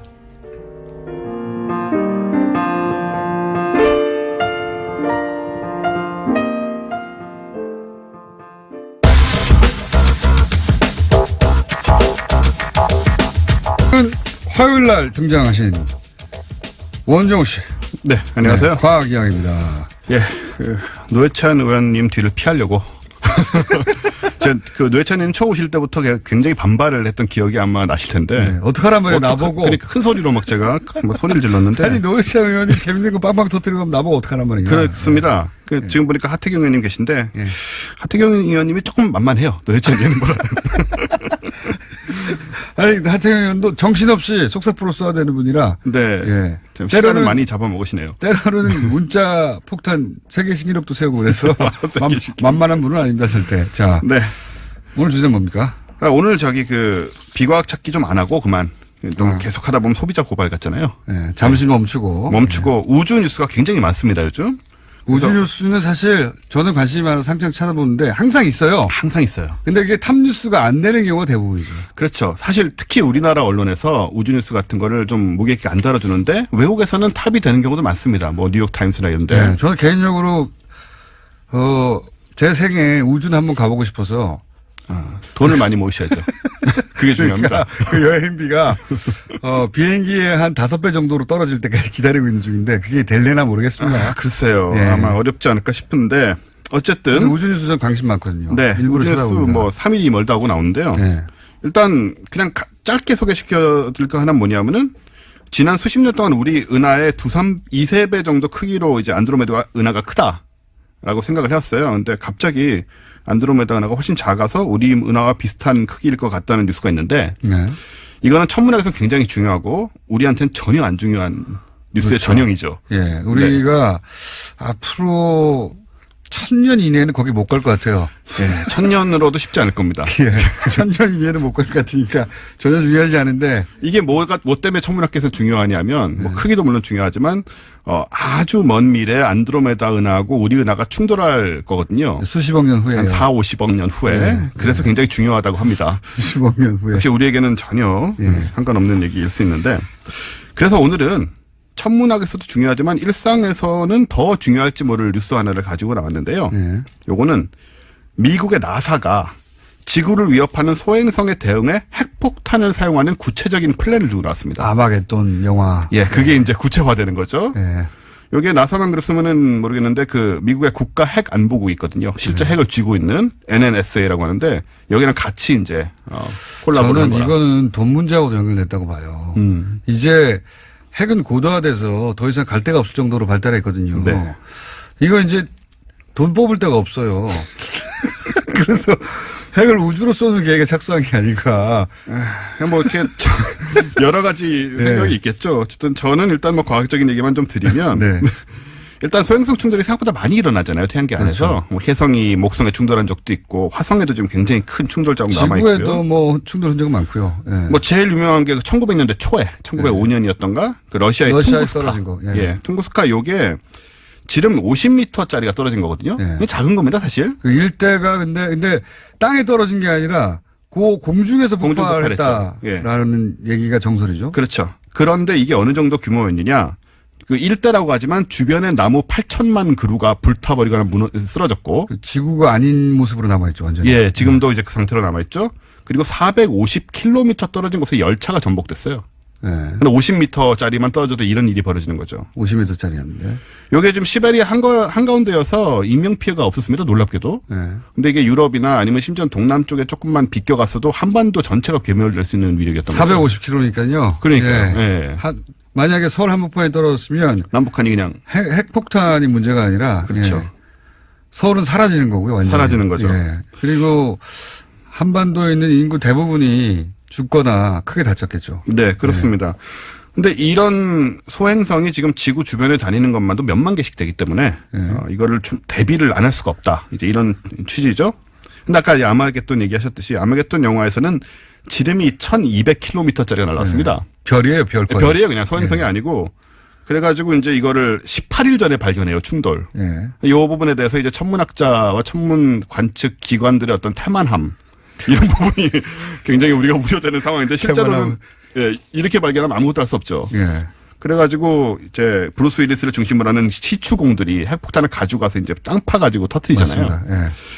이런 식으로는 우리가 할 수 없고 디테일은 차이가 있고요. 그래서 이번에 나온 거는 미션의 공식 명칭이 긴급한 상황에서 초고속 소행성의 위험을 줄이기 위한 미션이라고 영어로는 이걸 줄이면 해머가 됩니다. HAMMER 망치. 일부러 그렇게 만들었을 거예요. 예. 미국 과학자들은 어떻게든 이렇게 만드는 게 혈안이 돼 있거든요. 그러니까요. 줄였을 때 기억하기 쉽도록. 연구만큼이나 중요하게 생각하는 거죠. 이게 막 맨날 그래가지고 여러 가지 버전 만들잖아요. 네, 굉장히 다양한 이런 이름을 만드는데 이게 이제 구체적인 타겟을 생각하면서 만든 미션입니다. 근데 우주에서 쏴야 되는 거 아닙니까? 이렇게 되면. 우주에서 쏴야 되는 거죠. 네. 1999년에 이제 소행성 베뉴라는 게 발견이 되는데 얘가 지름이 한 500m 정도니까 네. 그렇게 작지 않습니다. 네. 무게는 1억 4천만 톤. 네. 그러니까 이런 애가 떨어지면 뭐 퉁구스타 소행성의 뭐 지름으로 10배가 되기 때문에 만약에 부딪히면 공룡을 멀쩡시켰다고 하는 정도가 킬로미터 단위였거든요. 걔가 기껏해야 10km, 15km. 네. 그러니까 그때 전지구적 생명체 멸종. 그 99%가 네. 죽는 그런 6,500만 년 전이었죠. 그런 일이 뭐 얘가 부딪히는 얘기는 아니고요. 네. 얘를 이제 기준으로 해서 연구를 하는데 아무튼 이 정도가 떨어지고 이 정도를 폭파시키는 그런 이제 플랜을 지금 세우기 시작을 한 겁니다. 네. 돈이 많이 들어가겠네요. 많이 들어가겠죠. 좋겠네요. 일단 예산이 우리 저 천문학자들도 얘기를 하지만 네. 이 뭔가 이 프로젝트들이 만들어져서 예산을 따는 게 굉장히 중요합니다. 그러니까요. 예. 예, 특히 이제 나사 같은 경우, 미국 같은 경우에는 왜 옛날에 아폴로 같은 거 이제 없어질 때도 그 다 직업을 잃을 수 있기 때문에 다른 걸 빨리 연구를 해가지고 뭔가 돈이 들어오는 부분을 개발을 하고 이제 굉장히 현실성으로 굉장히 중요한데. 네. 이게 근데 과학적으로는 가능하다는 거 아닙니까? 가능하다는 거죠. 예. 지금 계획은 뭐냐면 만약에 우주선을 쏴서 개를 부딪혀가지고 코스를 바꿀 수 있으면 좋고. 우주선을 쏴서 부딪힌 적은 있죠, 소규모로. 예, 이미. 뭐 소행성에 부딪힌 네. 적도 있고. 근데 그건 이제 너무 작은 거니까. 예. 그게 충돌 실험을 한 적은 있죠. 예, 한 적이 있습니다. 뭐 왔다 갔다 하면서만 한두 번 있었는데. 그런데 요게 우주선 충돌 정도는 움직이지 않을 경우에는 거기 우주선에 달고 간 이제 핵폭탄을 쏘겠다. 이런 계획이에요.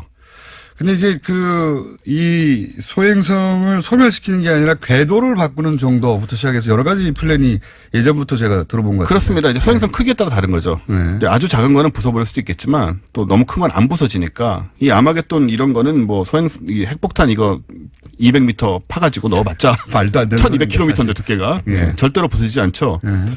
아무튼 이제 이런 거를 다 감안을 해서 이제 계산을 해가지고 대응을 하겠다 이런 게 지금 공식화됐다는 점이 과학계에서 근데 저도 SF가 아니고 이게 몇 년 전부터 나온 얘기잖아요. 네. 그때 이제 우려가 예를 들어서 1kg짜리였다. 핵폭탄 터뜨렸더니 50m짜리로 다 파편이 만들어졌어. 그 우려가 있습니다.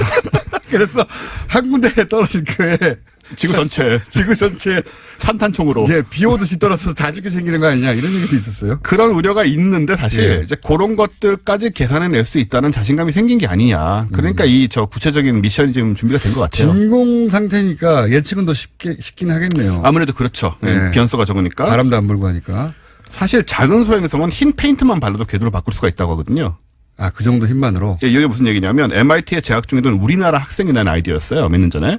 이거 태양빛을 받아서 뭐 그쪽이 녹으니까 녹는다기보다는 반사하니까 광압이란 게 있는데요. 광압. 예.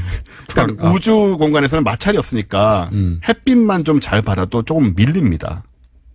놀랍게도. 그런 이야기. 예, 요런 걸 가지고 또 이제 좀 움직일 수 있다. 물론 녹는 효과도 있습니다. 예. 여러 가지 효과를 가지고 이제 일단 궤도만 바꾸면 되는 거니까 조금만. 가능하면 멀리 있을 때 해야지 되겠네요. 그렇죠. 그래서 굉장히 중요한 게 전에도 한번 얘기 드렸지만은 가장 얼마나 일찍 발견하는가 이거를 18일 전에 발견해서는 가능성이 전혀 없고요. 네. 우리는 이제 지금 천문학자들은 수십 년에서 수백 년 전에 발견하자. 정말 그 정도 프레임을 세워요. 수백 년 전에. 예, 수백 년 전에 발견하면은 뭐 아무리 큰 게 와도 수백 년의 시간이 있지 않습니까? 그 사이에 미리 쏴서. 예, 과학 기술을 총집결해서 어떻게 막으면 가장 좋게 막는 건지를 수백 년 동안 연구할 수 이제 있고. 멀리서 막자. 아예. 그렇죠. 그리고 시간을 벌자. 연구할 시간을 벌자. 예. 그래서 만약에 이제 얼핏 지금 했다가 안 될 그런 걸로 섣불리 하지 말고 시간을 두고 수십 년, 수백 년 동안 인류의 모든 과학 기술을 총집결해서 저걸 막자. 정말 이런 생각을 하고 있습니다. 거기서. 수백 년 프로젝트니까 수백 년 예산이 확보될 수 있겠네요. 그렇네요. 예. 네, 아무튼 뭐 그런 식으로 이게 SF가 아니고 이제 현실로 되고 있다. 근데 소행성은 언제의 문제일 뿐 부딪히긴 부딪힐 것이다. 언제나 부딪히니까요. 이건 과학적 팩트니까요. 네, 몇 년 전에도 이제 러시아 상공에서 하나 터져가지고 네. 아주 뭐 퉁구스카 같이 그러진 않았지만 꽤나 이제 몇백 명이 다치고 이런 일도 있었고요. 저는 이 프로젝트 우리나라도 발 좀 걸쳤으면 좋겠어요. 사실 이런 거 좀 사실 우리 관측은 하고 있습니다. 근데 이런 거 좀 발 걸쳐가지고 좀 네. 관측 파트 우리가 맡을게 이런 거. 네. 자, 원종우 씨였습니다. 예, 감사합니다.